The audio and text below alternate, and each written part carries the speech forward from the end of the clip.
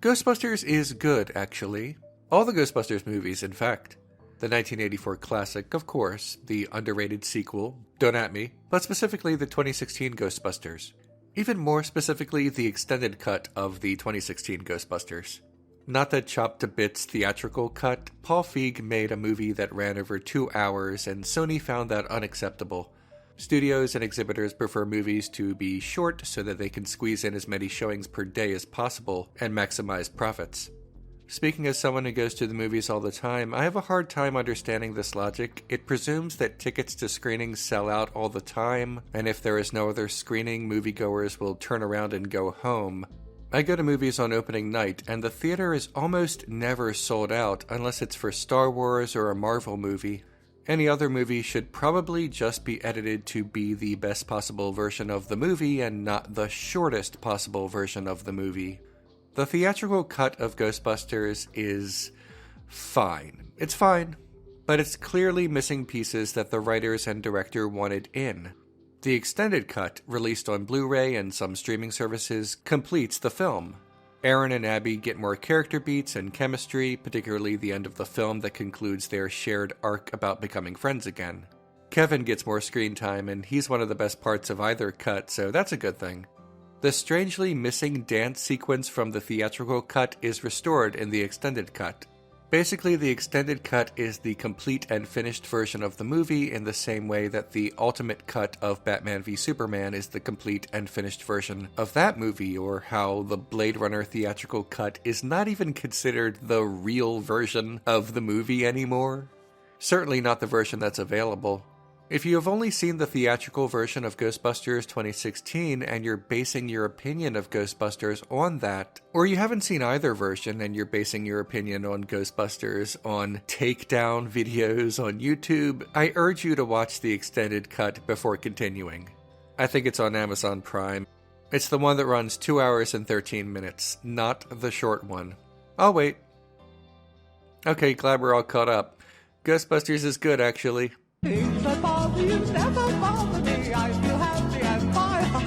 Ghostbusters begins with Dr. Erin Gilbert being given the big hall to make a big presentation. She's up for tenure. Everything in her whole life has been leading up to this moment when, she is outed as the co-author of a book about ghosts that she wrote when she was young. She finds the co-author, her former best friend, Dr. Abigail Yates, who has never given up on the prospect of busting a ghost, presumably under the hypothesis that bustin' will make her feel good. Abby works with Dr. Jillian Holtzman, the best character. Erin tries to get Abby to stop selling the book and agrees to investigate a haunted house as part of this deal, and then a ghost throws up real good all over Erin. Go surreal. Go surreal! Go surreal! I believe in ghosts because I just saw one, they're real!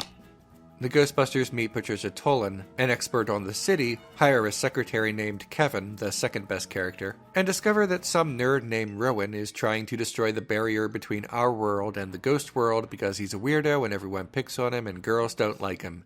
He basically spends all his time on Reddit. The Ghostbusters have a series of encounters with him and the ghosts that he's letting through the barrier. The Ghostbusters win. Who you gonna call? Erin and Abby have great chemistry throughout the film. They are initially antagonistic, slowly becoming closer and renewing their childhood bond, occasionally squabbling, but eventually Erin jumps into a pit to the ghost world to save Abby, and it's just beautiful. The humor is where the movie either makes or breaks for audiences. If you love rapid-fire jokes on jokes mixed with intentional cringe awkwardness, stirred around with some old-school physical comedy, all of which is safe for the consumption of children, then this is the movie for you, or at least for your children. And if not, you probably hated this. I can't convince you that something that did not make you laugh is actually funny because humor does not work that way. Explaining something does not make you start laughing at it. But I will try to explain why so many other people did enjoy Ghostbusters and also why you and me, the adults in the room, were not really the target audience anyway.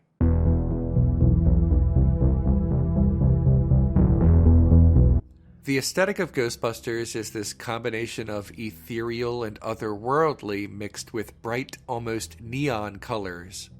Many of the ghosts are not fully CG, but instead are actors with visual effects added onto them, much like the librarian ghost from the original Ghostbusters played by Ruth Hale Oliver.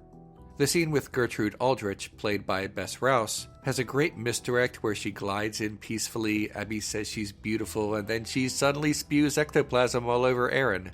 A Ghostbusters tradition. The further along into the film, the more we see inhuman ghosts, giant monsters and slimers and other various Class 5 vapors. The neon glow of the film exists even outside scenes with the ghosts, as the movie contains a consistent aesthetic. When the Ghostbusters take on the biggest and baddest ghosts in New York, the transition from real city to CG green screen feels seamless. Maybe the illusion of real and computer-generated and the difficulty differentiating between the two explains why some fans remarked that they hated the ghost design in the trailer, dubbing it only CG, not realizing that actual actors were used for the ghosts. But much like in the original, humanizing the main antagonist makes for a more personal battle as opposed to just slaying a giant.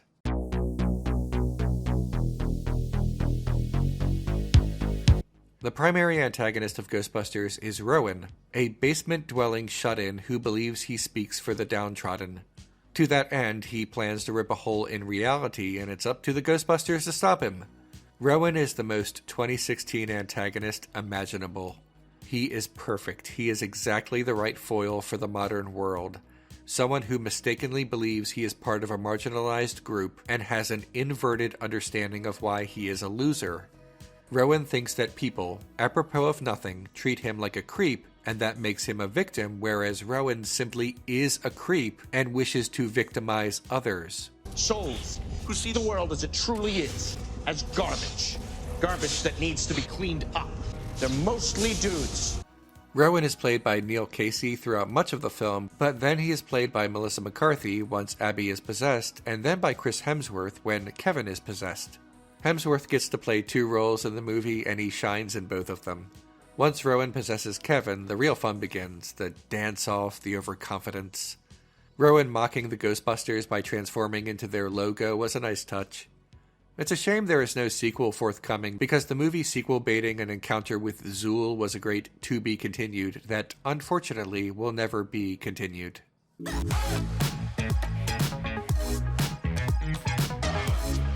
If there is one aspect of Ghostbusters that is almost universally agreed upon, it's that Holtzman is the best character. A mad scientist who makes the proton packs, ghost traps, and various other new toys for the Ghostbusters to play with. She's a ball of energy, and she has, by far, the best action scene in the film as she annihilates the ghosts with her proton pistols and whips, and she's just great. Speaking of her toys, all the additions to the Ghostbusters arsenal really should be enough to excite diehard ghost heads who have been waiting their whole lives for new stuff for their collections. As much as the Ghostbusters are the stars of the movie, it's hard to imagine this film without Kevin. He is given a lot of the best lines and gags, like Kevin asking to choose between two headshots of him with a saxophone, the ghost hot dog, Michael Hat. Ghostbusters fans liken him to Janine, the secretary from the original film, but Kevin far more resembles Louis Tully, a bumbling but good-natured man who wants to be a Ghostbuster and ends up controlled by the antagonist. Kevin tries so hard, except all the times when he doesn't try at all. It's hard not to love him, and he is one of the highlights of the film. Also, he has strong pocket square game. Respect. And now, the common complaints about this movie.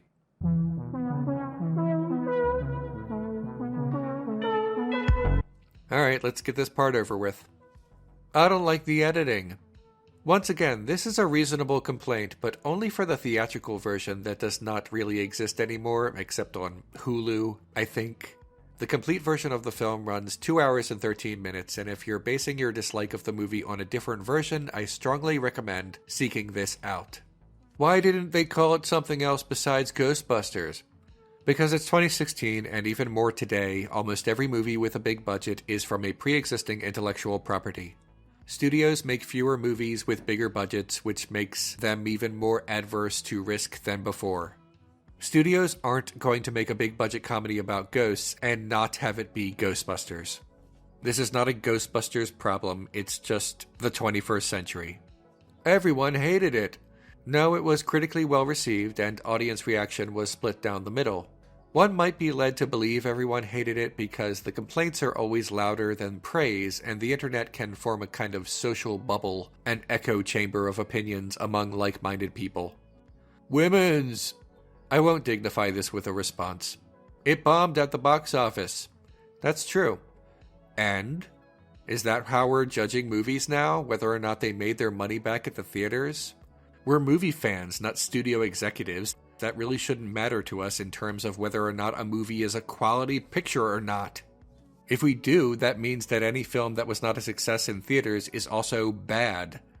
Children of Men, The Iron Giant, Mulholland Drive, The Shawshank Redemption, Willy Wonka and the Chocolate Factory, and Citizen Kane, to name a few.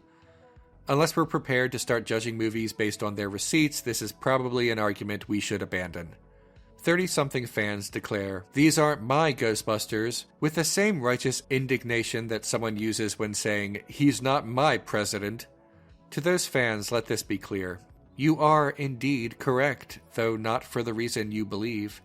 This isn't your Ghostbusters movie. It's theirs.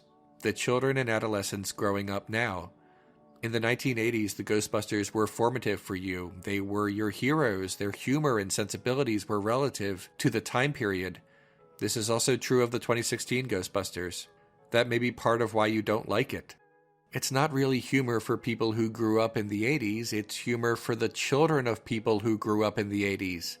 It's not for children who lived under Ronald Reagan. It's for children who were living under Barack Obama. If you grew up in the 80s and 90s watching Ghostbusters movies and cartoons, then those were your Ghostbusters. But Ghostbusters is not just for you anymore. It's for them. Do you think that the new Ghostbusters just doesn't have enough of that 80s cynicism about it, and that it's too lighthearted? Well, yeah, because it's for kids. Do you think the new Ghostbusters looks too much like Scooby-Doo? Yeah, it kinda does, because it's for kids. It's why this movie won Best Picture at the Nickelodeon Kids' Choice Awards, because it's a movie for kids, and the kids liked it. Now, it's not only a movie for kids. I mean, I liked it too, but definitely it had them in mind more than myself. Sure, the studio undoubtedly wanted everyone's dollar at the box office, including older fans curious about their childhood franchise. But this was clearly made and rated for families to take their children and buy the toys and other merchandise. The original Ghostbusters was crude and adult, but it was also rated PG. It was a hit with children, even if a handful of scenes were not really appropriate for them. Proton packs lined the shelves at Toys R Us in the 80s. Cartoons were made. Children bought the toys, they wore the costumes on Halloween, they memorized the lines from the movie, and played make-believe with their friends and argued over who got to be Venkman. And now, it's their turn. Part of growing up is passing what you had to the next generation and recognizing that the world is not marketing some things to you anymore. That does not mean you can't enjoy media for youngsters. That does not mean you can't collect the toys. That does not mean watching media for children is itself childish. But there is a difference between watching media for youngsters and claiming that media as your own. Holding on to Ghostbusters as if it were still mostly yours is insisting on not passing down your toys to your children, either literally if you have your own children or figuratively if you do not. You're right, this is not your Ghostbusters movie, and that's okay. It's time to let the children play with your toys. I love the proton pack and the outfit.